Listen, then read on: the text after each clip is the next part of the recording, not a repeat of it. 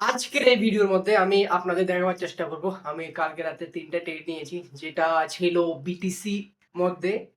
বিটিসির মধ্যে একটা ছিল আর দুটা বিটিসির আন্ডারে যে স্টক করার ওগুলোর ভিতরে নিয়েছি। আমি এখন দেখাবো আপনাদের কি আমি যে কালকে রাতে ৩টা ট্রেড নিয়েছি ওগুলোর সঙ্গে আমার কি হয়েছে, আমার কি প্রফিট হয়েছে নাকি লস হয়েছে। বেসিক্যালি বলতে গেলে আমি এই চ্যানেলে অনেকগুলো ট্রেডিং ভিডিও আপলোড করেছি, যেটা রয়েছে ট্রেডিং শিখানোর উপর থেকে আমার ট্রেডিং এ যে যতগুলো ট্রেড নিয়েছি ওগুলো কি প্রফিট হয়েছে লস হয়েছে সবগুলো দেখিয়েছি এর আগেও। তোমরা যদি না দেখে দাও একবার চেক আউট করে কত সমস্যা শুধু এটাই, আগে যে ভিডিওগুলো আপলোড করছি এগুলি করছি হিন্দি ল্যাঙ্গুয়েজে, এখন যেগুলো করছি এগুলো করছি এখন বাংলা ল্যাঙ্গুয়েজে। তো তোমরা একটু অ্যাডজাস্ট করে নেবে, কারণ আমি জানি তোমরা বেশিরভাগই বাংলা জানো, বাংলা তো জানো, বাংলা পাশাপাশি হিন্দিও জানো, কারণ ভাই বেশিরভাগই হিন্দি, ঠিক আছে না।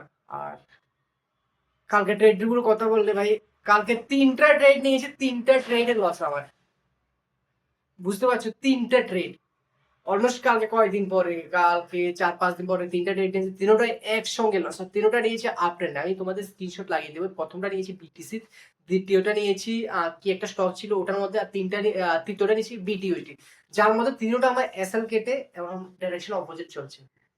তো এখন আমি আপনাদের একটা কথা বলবো, এগুলো তো নিয়েছি বিভিন্ন সেটআপ অনুসারে। আমি আপনাদের যখন স্ক্রিনশট লাগিয়ে দেবো তখন আমি কি সেটআপে নিয়েছি আমি ওগুলো লিখে দিয়েছি, তোমরা দেখে বুঝে নেবে। আর যদি তোমরা বুঝতে অসুবিধা তোমরা কমেন্ট করো, আমি তোমাদের প্রত্যেকটা ডিটেলস আমি বোঝার চেষ্টা করবো।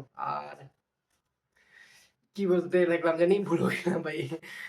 আর কি একটা জানি বলতে লাগলাম, কি কথা জানি তোমরা, আমি দেখো একটা কথা হচ্ছে, আমি যে কালকে ৩টা ট্রেড নিয়েছেন, আমার জায়গায় যদি একটা নতুন একটা বিগিনার ট্রেডার হতো, সত্যি কথা বলতে তুমি একটু রিলেট করতে করো, কালকে যদি একটা নতুন বিগিনার ট্রেডার হতো তাহলে সে কি করতো, কালকে রাতে যেমনি দেখবে ৩টা ট্রেড লস হয়েছে, সে তৎক্ষণাৎ তার ইমোশন একটা হাবি হয়ে যাবে, মনের মধ্যে ইমোশন হাবি হয়ে সে ওখানে থামবে না, সে অনেকগুলো ট্রেড নেবে, যার কারণে সে অলমোস্ট আপনার ক্যাপিটাল জিরো করে ফেলতে পারে। আশা থাকে একটা নতুন ট্রেডারের কাছ থেকে আমরা এটাই আশা করি, কারণ তার মধ্যে না কোনো ডিসিপ্লিন থাকে, না কোনো স্ট্র্যাটেজি থাকে, না কোনো সেটআপ থাকে, কোনো কিছু থাকে না। সে আসে মার্কেটে, প্রথম মার্কেটে এক লোকে টাকা দেখিয়ে দেয়, তারপর মনে হয় ওই রাজা মার্কেটে, সে এরকম ট্রেড নেয়।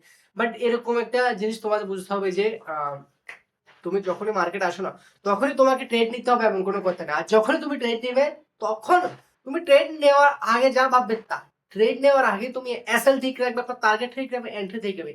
ট্রেড নেওয়ার পরে কখনো এসএল লাগাবে না, কখনো, সবসময় ট্রেড নেওয়ার আগে এসএল ঠিক দেবে ভাই। তুমি আমার এই কথাটা মেনে দেখো, এই কথাটা শুনে দেখো, তুমি যদি প্রফিটেবল নাও আমাকে বলো, তুমি সবসময় ট্রেড নেওয়ার আগে আপনার এসএল ঠিক করো, টার্গেট পরের কথা, বাট তুমি এসএলটা ঠিক রাখো। যে সময় এন্ট্রি নেবে না, যে সময় লিমিট অর্ডারে এন্ট্রি নেবে, তখনই তুমি তোমার এসএলটা ওই যা বসে দেবে, টার্গেট বাদ দাও। কারণ তুমি যদি এসএলটা আপনার, তুমি যদি তোমার এসএলটা ঠিক রাখো তাহলে প্রফিট অটোমেটিক চলে আসবে। হতে পারে তুমি এখন লস করো, কালকে লস করো, পরশু লস করো, কিন্তু 4 দিনে যদি তুমি দুটো প্রফিট করো তো তোমার সবগুলো ব্রেক ইভেন চলে আসবে, যদি তোমার রিস্ক টু রিওয়ার্ড তোমার যদি স্ট্র্যাটেজি একটা ঠিক থাকে। আর যদি তুমি রিস্ক স্ট্র্যাটেজি বের করেছো 1:1.5, 1:1, 1:1 কখনো তুমি প্রফিটেবল হতে পারবে না, মিনিমাম তোমাকে 1:2 হতে হবে। আর তুমি 1:3 চার কোনো স্ট্র্যাটেজি বিল্ড করো না, কারণ ট্রেডিং এ একসঙ্গে 2-4টা ট্রেড লস হতেই পারে, যার কারণে তুমি যদি তোমার মানে 2 দিন লস হয়েছিল তো পরের দিনে তুমি ট্রেড করে সবগুলো লস রিকভার হয়ে যায়, এটা তোমাকে ভাবতে হবে। আর তুমি ট্রেডিং এসে একদিনের প্রফিট 2 দিনের প্রফিট এগুলোতে কোনো লাফালাফি করবে না। সবসময় তুমি দেখবে মাসের তোমার কাছে গিয়ে তুমি লস হলো তো 2 থেকে 3 দিনের লস দিয়ে কোনো সময় লাফালাফি করবে না। সবসময় দেখবে তোমার মাসে কি আছে, মাসে ইনহেড হাতে কত এসেছে বা ব্যাংক অ্যাকাউন্টে কত আছে। তুমি একটা কথা কি জানো, তুমি যে স্টার্টের মধ্যে দেখছো না, এগুলো সবই একটা মোহমায়া, বলতে কি একটা ভাবনা, যেগুলো আসল সেগুলো তোমার অ্যাকাউন্ট আছে, এটা তোমাকে সবসময় ভাবতে হবে। তো এই পর্যন্ত ছিল আজকের এই ভিডিও।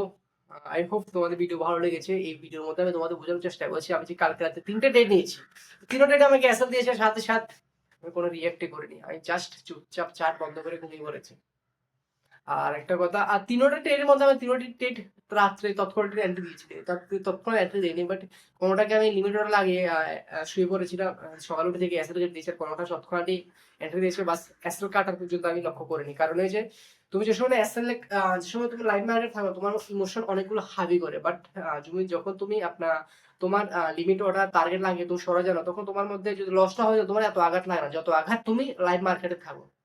ওকে, বুঝতে পারলেন? তো আমি তোমাকে এইটা বলবো, শেষ যাওয়ার আগে পর্যন্ত তুমি যখনই ট্রেড নাও তুমি ট্রেডের আগে আপনার অ্যাসেট ঠিক রাখবে। অ্যাসেট তুমি যদি ঠিক রাখতে পারো তুমি অটোমেটিক প্রফিটেবল হয়ে যাবে ভাই। এটা একটা, এটা আমার ছোট ভাই হিসেবে তোমার কথাটা মেনে দেখো, তুমি সবসময় অ্যাসেটটা ঠিক রাখো, বারবার বলছি।